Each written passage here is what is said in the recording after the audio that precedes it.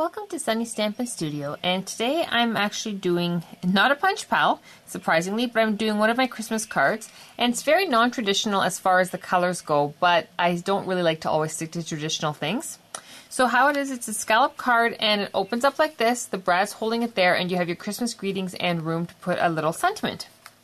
Okay, so we're going to get started. The first thing we're going to be doing is actually getting our elements ready, cutting everything out, and having it all prepped for when we do the actual card. So that all we have to do is put it together after. So I've actually used the little stars from Snow Buddies. It's a level 2 hostess from the mini catalog, but you can use the ones from Under the Stars or just hand draw some stars.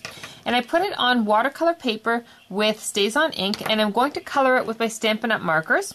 I'm going to take my crushed curry, the yellow that I liked best at that moment when I was looking into my drawer, and I color it in lightly, take my water brush and just blend out that color on the watercolor paper so that it's nice and even, and then I let it dry. I'm going to try speed this up. Okay, now you want it to be dry. I'm going a little fast here. And I'm going to add a little touch of orange for shading. Now I'm not being careful to stay in the lines here because I'm going to be cutting out my pieces. Now you may have noticed in my actual card, I didn't have stars stamped. I had kind of borrowed my daughter's dollar store star punch and used that to punch it out because I did this card for Stamp Club, and I think they would have shot me if I made them cut that many stars out. So you color in your star like that, you let it dry. You're going to need 8 stars. And following the wonderful magic of the camera, I have already pre-cut and colored my stars. And to prove that I actually did cut them, here are all the pieces. So no one can say I didn't actually do what I'm telling everyone else to do. So I don't always take the cheater's way out. Just for clubs, when I have like 12 people at the table, I really needed to go a little quicker. Okay, so we have all my stars, 8 of them. I have also pre-stamped and cut my cup from the Cold and Cuddly set in Close to Cocoa ink.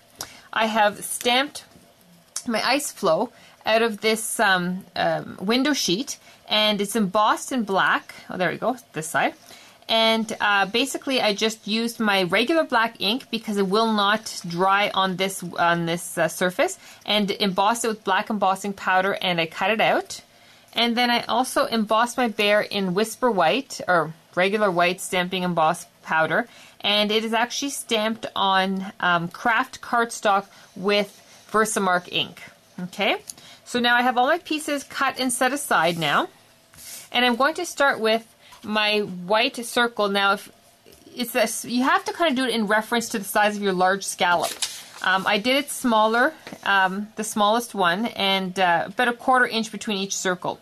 So I take just regular copy paper. I'm going to mask off the top portion of my white circle. I do want to have enough room for my whole, oh, there goes stars everywhere. I want enough room for my ice flow to be able to sit completely on it, so that's good. And I'm going to start with some Bermuda Bay ink, and I'm going to be quite heavy-handed with this. Now this paper is just basically masking off the top section so I don't get this intense ink over there. And I forgot to put a glove on, so my hands are going to be inky, inky, inky again. Which is nothing new for me. Now this may take 2 videos, I'm not sure yet, because I don't do fast cards. It's just not in my nature. Okay, so I've got a nice heavy application of Bermuda Bay. Now I'm going to move on to some Not Quite Navy. And I'm going to go a little bit further down like this. Now I don't shift my mask at all, but I shift the area that I'm concentrating on with my sponge because I want it to go from a light to a dark. Okay, and I'm sorry for any shaking that's going on here.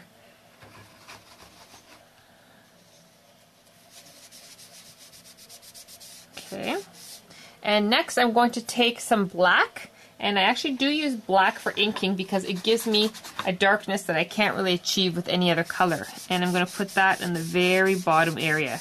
The ocean's kind of getting deeper and deeper underneath them. Okay, once that's all inked up, I'm going to move this away, and I am going to just ink up my sky area a little bit with residual ink. I'm going to keep a little bit of a softer hand here.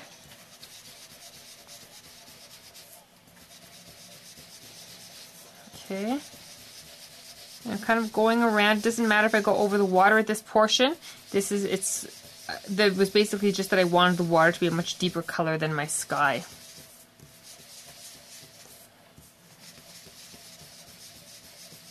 Okay, so now my main image panel is done. I'm going to take my bear and I'm going to decide where on this ice floe I want him to sit. And I want his leg to hang off, so he's going to be sitting like this. So now I take him this way, and I'm going to put the Stampin' Dimensionals underneath on the ice floe. Basically, it's he's acting as a cover so that you don't see through to the other side.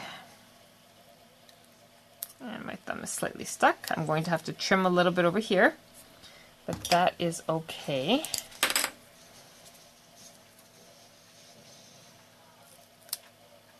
Okay, I'm going to save that little piece for my coffee cup.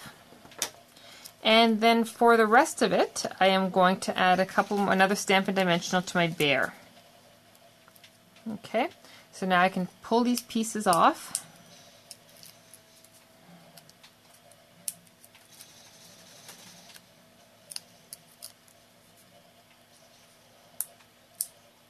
Okay. I'm now going to flip this over, and I'm going to stick my bear down. I don't actually need to glue him to the ice floe. I could add a little glue dot after. It's just that I have him already attached at the top, so he's okay. There, so he's sitting down. You may want to add a little glue dot if you want. It's not absolutely necessary though. Okay, so he's already on there. I'm going to take a little bit of my Stampin' Pastel, and I'm going to just darken his nose a little bit. I probably should have done that first. Oops, yeah. Blue was not the best idea considering I had all my stars there. And now I am going to put the little cup in his hand. So I take my cup, that little piece of Stampin' Dimensional that I had left over that I cut off, I'm going to apply it. I am going to trim it. And I am going to remove the sticky backing. Apparently I'm going to remove the whole Stampin' Dimensional. Okay, I'm going to remove that sticky backing, and I'm going to put it in his hand. Okay. Then I'm going to take my stars and I'm going to start gluing them to my background.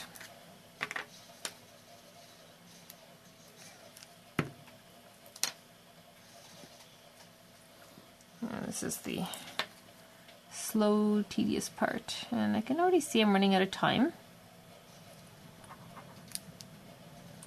Okay, so you know what? I'm going to let you go for 2 seconds. I'm going to glue these all down so you don't have to sit here watching me, and then I will be back on video 2.